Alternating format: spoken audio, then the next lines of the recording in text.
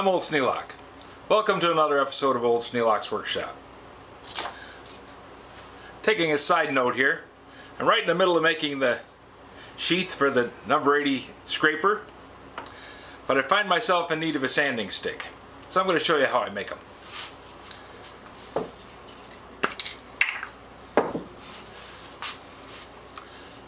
You go to Lowe's, Home Depot, pretty much any paint store. Every time you buy paint, they give you one of these.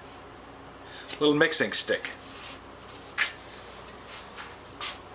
I take, in this case, some DAP Weldwood multi-purpose spray adhesive, contact cement.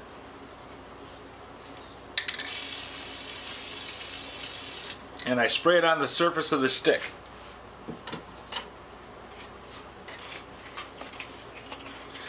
Then in this case, I'm taking a belt sander belt, which is a 50 grit, because I want to use some serious grit on this job. And I spray the belt. Let them both set for a few seconds and dry. Then I take the sanding paper and I just stick it down to the board.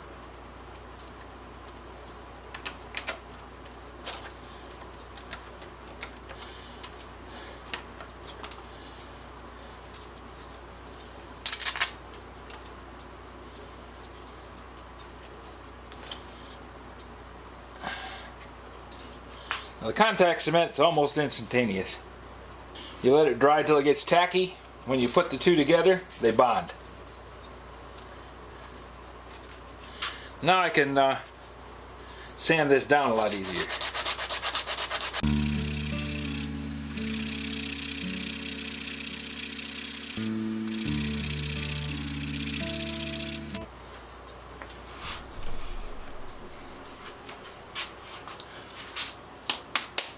So that's how I make a sanding stick. Pretty simple. Very handy. I'm going to glue some finer grit sandpaper to the back. That way I'll be able to perform two functions with this same stick.